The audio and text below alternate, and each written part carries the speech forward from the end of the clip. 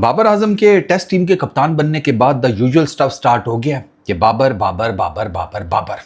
कुछ हुआ बाबर, गलत हुआ बाबर, सही हुआ बाकी सारे नो बाबर। ये होना ही था।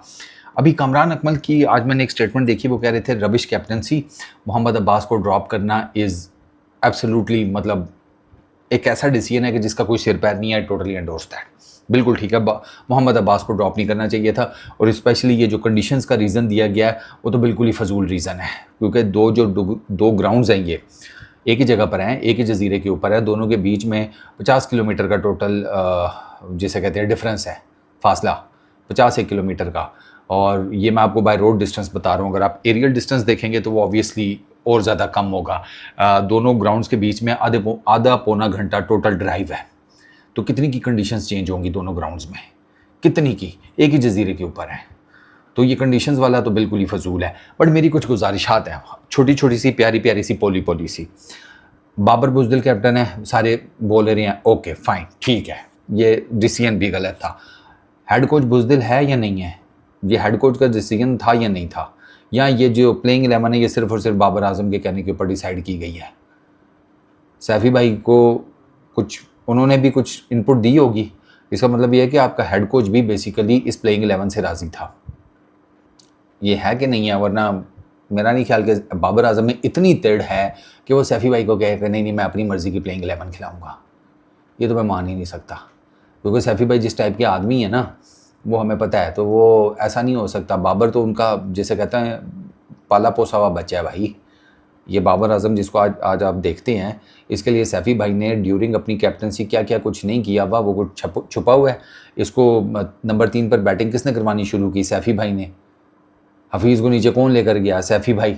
अपने साथ स्लिप्स में इसको कौन खड़ा करता था? सैफ़ी भाई। तो देयर इज़ एब्सोल्युटली नो वे कि सैफ़ी भाई हेड कोच हों और बाबर आजम अपनी मन मर्जियाँ करता फिरे।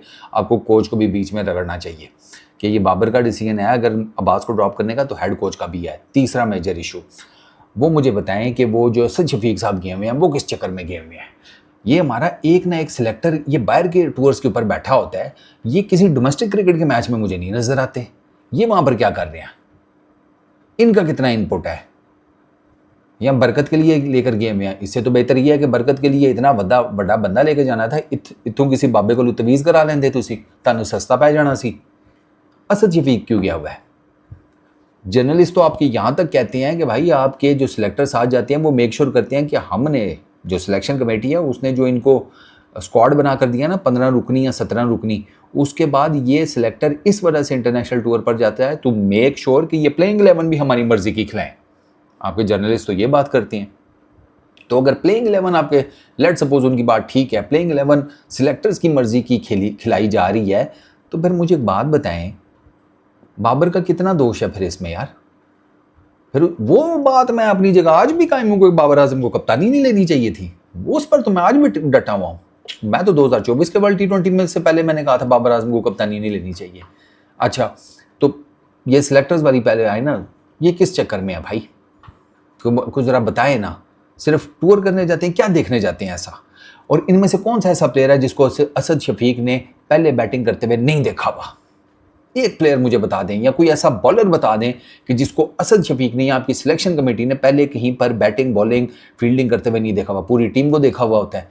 ये क्यों जाते हैं? जर्नलिस्ट की बात मान लें, फिर ये इनकी मर्जी की खिलाई जा रही है। क्योंकि चले जर्नलिस्ट तो है ना पाकिस्तानी, हो सकता है झूठ बोल रहे हो। ये जो गिला शिकवा है ना कि ये हमें मतलब ये सिलेक्टर स्क्वाड बनाकर और फिर अपनी मर्जी का प्लेइंग 11 खिलाते हैं, ये जर्नलिस्ट को साइड पे करें। जेसन गिलेस्पी का सेम यही शिकवा था और गैरी कर्स्टन का भी सेम यही शिकवा था। जब वो दोनों अपनी अपनी नौकरियां छोड़कर गए थे ना, हेड कोचेस की वाइट बॉल और रेड बॉल की, उनका सेम एग्जैक्ट यही शिकवा था कि ये जो सिलेक्शन कमेटी है ये हमें लड़के पकड़ा देती है और कहती है जाओ खिलाओ इनको और इनसे जीत के दिखाओ, हमारा इनपुट ही नहीं लेते थे। क्या सेम यही चीज़ सैफ़ी भाई और बाबर आजम के साथ भी हो रही है? मेरी गुजारिशात है भाई, मुझे जवाब दें, मुझे जवाब दें इन चीज़ों का। इतना बड़ा ब्लंडर हो रहा है। मोहम्मद अब्बास को आपने कंडीशंस की बेस के ऊपर ड्रॉप कर दिया, आपकी फास्ट बॉलिंग में से वेनम ही सारा खत्म हो गया। और वो हमने देख लिया कि अली का भी जिसे कहते हैं वो जोड़ नहीं बन रहा था, वो बैद को नहीं समझ में आ रही थी। वो तो आपके स्पिनर्स ही हैं जो कहानी को नहीं डाल के साजिद भाई 4 विकेट लेके एंड ऑल दैट। अब्बास को ड्रॉप करने का डिसीजन किसका था? बाबर का, सैफ़ी भाई का, असद शफीक का, तीनों का मिलके था, तो तीनों को रगड़ा लगना चाहिए। सिर्फ बाबर की क्यों बात हो रही है? और अगर ये सिर्फ बाबर का डिसीजन था तो हेड कोच और वो जो सिलेक्टर साहब वहाँ पे बैठे हुए हैं वो क्या कर रहे हैं? बाबर आजम इतना strong captain all of a sudden आपको लगता है बन गया कि वो अपनी मर्जी से प्लेइंग 11 खिला रहा है? बताएं ना मुझे। मैं तो बाबर आजम को इस लेवल तक तो क्रिटिसाइज करता हूँ कि ये आपका जो जानू है ना, ये जो कटप्पा बनेगा आगे जाकर, इन्हू बाहर करो। आज भी भाईजान ने 14 स्कोर की है। तो बाबर आजम का ना ये इसलिए मैं कहता था कि ये कप्तानी लेने वाला चक्कर नहीं करना चाहिए। ये बली का बकरा बनाती है हर दफ़ा इसको।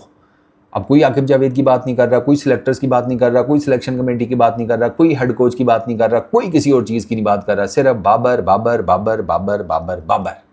ये मुद्दा, ये मेरा मसला है कि भाई सारा कुछ आप बाबर आजम पे कैसे डाल सकते हैं? बाकी क्या कर रहे हैं? इसका जवाब अगर किसी के पास हो तो मैं हाजिर हूँ, मुझे बता दे, समझा दे।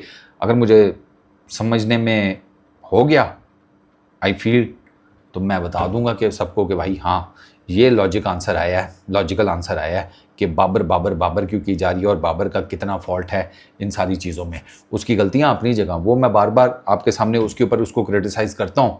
एज कैप्टन ये डिसीजन नहीं होना चाहिए था अब्बास को ड्रॉप करने वाला, उसमें बाबर आजम को ब्लेम जाता है, लेकिन क्या सिर्फ बाबर आजम को जाना चाहिए? ये है असल पॉइंट। Peace out.